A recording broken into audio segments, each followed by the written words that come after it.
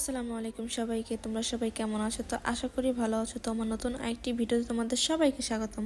তো এখন হইতেছে আমি সকালে নাস্তা খাইতেছিলাম। তো দেন সকাল সকাল আমি হইতেছে স্কুলে চলে আসি। তো এই তো আমাদের ক্লাসটা শুরু হয়ে গেছে। দেন এই তো আমাদের ক্লাস শেষ হয়ে গেছে। তো এখন আমরা বাসার দিকে যেতেছিলাম। তো এখন আমি হইতেছি বাসে। আর এই দিক থেকে ভিউটা আমার অনেক বেশি সুন্দর লাগে। পাহাড় সমুদ্র দুইটাই দেখা যায়।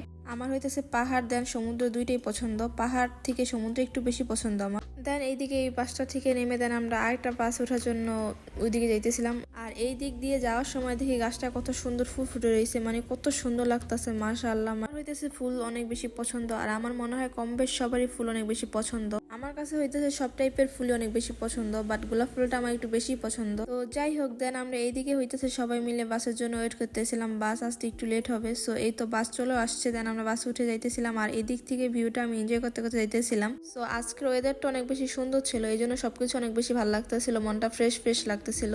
দেন বাসায় এসে ফ্রেশ হয়ে দেন আমি দুপুরে খাবার খেতে বসে পড়ি। আর এইদিকে আমি খাবার খাইতেছিলাম আর কার্টুন দেখতেছিলাম। আমার মতো কে কে এরকম করো? আমি জানি এটা একটা বাজে অভ্যাস, তারপরও হইতেছে আমার ভাত খাওয়ার সময় মোবাইল দেখাই লাগবে, মানে কার্টুন দেখাই লাগবে বিশেষ করে। তো তোমরা কারা কারা আমার মতো এরকম করো? সো তারা হইতেছে কমেন্ট করে বলে যাবা। তো এখন হইতেছে আমার ছোট বোনকে আমি স্কুল থেকে আনতে যাইতেছি। তো আজকে হইতেছে আমি হেঁটে আসছি।